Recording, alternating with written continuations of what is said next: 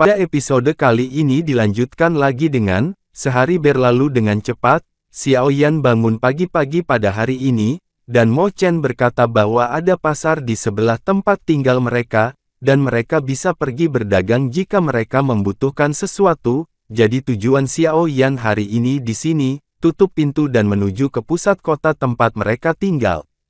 Di gang-gang pusat kota yang sunyi, semua jenis teriakan tidak ada habisnya. Beberapa menjual obat-obatan, beberapa menjual senjata. Sesosok datang dari kejauhan, dan tidak butuh waktu lama sebelum dia berjalan ke loteng. Melihat lebih dekat, itu adalah anak laki-laki.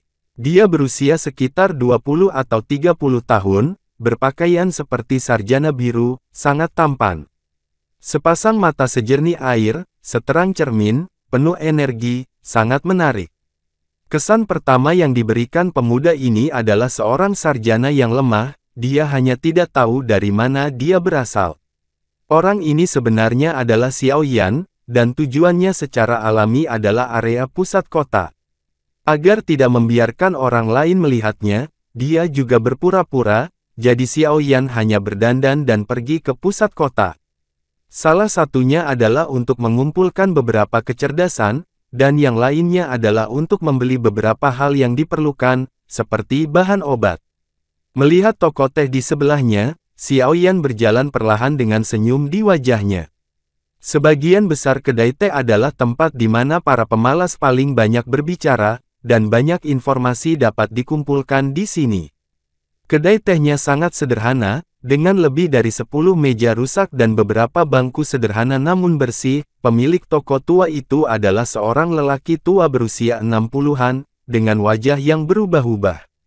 Xiao Yan melihat sekeliling. Ada juga dua orang yang minum teh di sini saat ini. Yang paling mencolok adalah seorang pria muda dengan jubah Tao robek. Dia seusia dengan Xiao Yan, aura orang ini agak aneh. Suara tuannya Jin Longwang tiba-tiba bergema di hatinya. Mendengar bahwa Xiao Yan juga didorong oleh rasa ingin tahu, dan akan menyelidiki bocah berjubah Dao ini, tetapi dengan kekuatan Xiao Yan, dia tidak bisa melihat menembus bocah berjubah Dao ini, dan dia diam-diam menggunakan kekuatan jiwanya, tetapi menemukan bahwa dia tidak bisa menyelidiki, dan dia memikirkannya. Ada sesuatu di tubuhnya yang menghalangi penyelidikan Xiao Yan. Sepertinya dia merasakan penyelidikan Xiao Yan, dan pemuda berjubah Tao juga memandang Xiao Yan. Xiao Yan tidak peduli, dia menemukan meja dan duduk, menatap penjaga toko dan bertanya, kecil, sajikan teh yang enak, dan pesan sesuatu untuk dimakan. Seorang pemuda kurus juga setuju. Gunakan secara objektif dan perlahan, dan makanan akan segera datang. Beberapa asisten toko di ruang bernapas juga meletakkan teh di meja Xiao Yan, dan kemudian bersiap untuk mengambil makanan. Begitu kata-kata Xiao Yan keluar, pemuda berjubah robek segera menoleh untuk melihat Xiao Yan dengan senyum aneh di wajahnya. Saya melihat pemuda itu melompat ke sisi Xiao Yan dan duduk, dia memecahkan mulutnya dan berkata sambil tersenyum, pertemuan adalah takdir, mari berteman. Setelah berbicara, dia tersenyum. Xiao Yan menatapnya dengan senyum di wajahnya dan ekspresi nakal, seperti anak kecil yang belum dewasa, sangat disukai.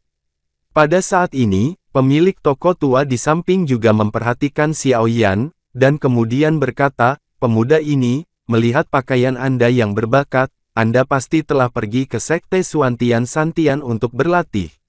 Ini adalah tempat yang bagus, orang-orang yang bergabung dengan sekte-sekte itu di tahun-tahun sebelumnya semuanya menjadi talenta yang berguna. Setiap tahun kami memiliki banyak orang dari seluruh tempat berkumpul di sini, dan kemudian melakukan seleksi untuk bersaing untuk beberapa karakter yang kuat. Setelah selesai berbicara, beberapa makanan ringan juga ditempatkan di meja Xiao Yan. Sekte 3 hari itu juga cukup hormat. Melihat penjaga toko pergi, Xiao Yan tersenyum dan berkata, siapa yang mulia, kamu tidak perlu khawatir tentang siapa aku, toh, aku tahu kamu di sini untuk berpartisipasi dalam seleksi, kan? Bocah berjubah Dao segera memutuskan, apakah kamu juga? Xiao Yan tidak menolak. Lagi pula, berpartisipasi dalam seleksi bukanlah hal yang memalukan, jadi dia tidak menyembunyikannya terlalu banyak. Ketika pendeta Tao kecil di samping mendengarnya, dia dengan cepat berkata, "Kalau begitu kita akan menjadi pesaing, tetapi ini tidak mencegah kita untuk berteman. Bagaimanapun, kita mungkin bisa saling membantu." Ngomong-ngomong, siapa namamu? Namaku Mu Feng. Bagaimana, bukankah itu nama yang bagus? Setelah berbicara, dia memandang Xiao Yan, menunggunya untuk menjawab. Xiao Yan meliriknya dan berkata sambil tersenyum, "Namaku Yan Xiao." "Halo, Mu Feng, namamu sangat bagus dan sangat keras. Senang bertemu dengan Anda, tapi saya baru di jalan, bisakah Anda memberitahu saya apa yang terjadi dengan uji coba?" Mendengar persetujuan orang lain, Mu Feng juga tersenyum dan berkata, "Yan Xiao, aku juga sangat senang bertemu denganmu. Kalau begitu kamu bertanya kepada orang yang tepat. Adapun yang disebut uji coba, saya mendengar bahwa itu adalah sistem poin, dan saya tidak tahu secara spesifik. Setelah bakat tingkat kelima diumumkan besok, uji coba akan dibagi menurut bakat tingkat kelima. Ngomong-ngomong, berapa banyak level yang bisa kamu capai dalam tes ini, dan kamu datang untuk berpartisipasi dalam uji coba kali ini, dan kamu pergi ke Suan 3 hari untuk mempelajari sesuatu. Aku pergi untuk mempelajari ilmu pedang membunuh iblis dan membunuh iblis. Hehe, aku mendengar bahwa Taoisme di sana luar biasa." Matanya menyala, seolah-olah dia telah belajar sebuah aksi. "Jangan memaksakan bakat apapun, lakukan saja sesukamu." Xiao Yan jelas sedikit terganggu oleh serangkaian pertanyaan yang tiba-tiba ini. Dia tidak menyangka bahwa ini adalah pertama kalinya dia bertemu dengan bocah berjubah ini dengan sangat sopan, tapi Xiao Yan juga menanggapi pertanyaan Mu Feng.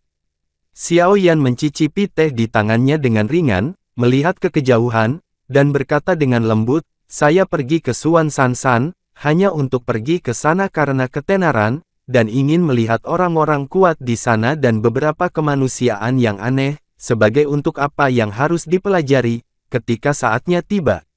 "Itu tergantung." Mu Feng memutar matanya dan berkata sambil tersenyum, "Saya mendengar bahwa ada banyak ilmu pedang di sana. Jika Anda mempelajari beberapa keterampilan bertarung yang kuat seperti ini, dan kemudian mempelajari beberapa ilmu pedang, mungkin Anda bisa menjadi seorang ksatria. Itu juga bagus. Saya harus mengucapkan selamat tinggal sebelumnya." Xiao Yan juga menemukan bahwa Mu Feng sedikit mengganggu, jadi dia melemparkan beberapa koin tembaga dan menemukan alasan untuk melarikan diri. "Aura orang ini sepertinya agak kabur, tapi aku bisa merasakannya. Ini lawan yang tangguh. Aku tidak tahu berapa banyak talenta tingkat 5 yang bisa diberi peringkat." Melihat Yan Xiao pergi, Mu Feng juga mengubah senyumnya. "Tuan, apa yang terjadi dengan apa yang baru saja Anda katakan?" Xiao Yan juga dengan cepat meninggalkan kedai teh, menemukan tempat tersembunyi, berulang kali memastikan bahwa tidak ada yang mengikuti, dan kemudian bertanya, "Aku tidak tahu kenapa, bocah berjubah Dao itu memiliki aura yang sangat tidak jelas. Sepertinya agak mirip dengan hantu di dunia hantu, tapi tidak seperti." Suara Raja Naga Emas muncul perlahan. Xiao Yan dalam suaranya tidak sulit untuk mendengar bahwa tuannya, Raja Naga Emas, juga tidak dapat diprediksi. Jadi orang yang hilang itu mungkin ada hubungannya dengan dia? Xiao Yan juga bertanya dengan heran. "Tidak, belum tentu, aura di tubuhnya agak aneh.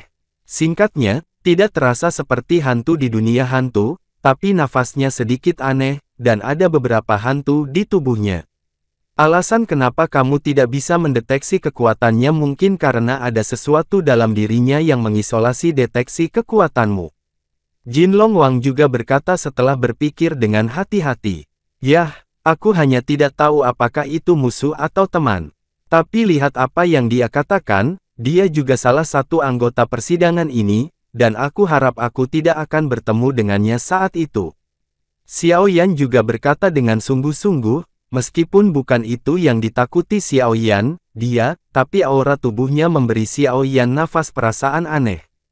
"Sepertinya kita perlu memperhatikan orang bernama Mu Feng ini." Xiao Yan juga punya rencana, dan kemudian perlahan-lahan berjalan menuju rencana perjalanannya yang lain hari ini, tempat yang makmur. Di persimpangan beberapa jalan, ada sebuah bangunan besar. Awan dan asap menempel di gedung itu. Dua karakter yang menari dengan terbang dan Phoenix berasal dari tangan orang-orang terkenal, dan tidak sulit untuk menemukannya bahwa gedung besar ini mampu berada di persimpangan dengan lalu lintas paling banyak sudah cukup untuk menunjukkan status gedung ini adalah tujuan perjalanan Xiaoyan.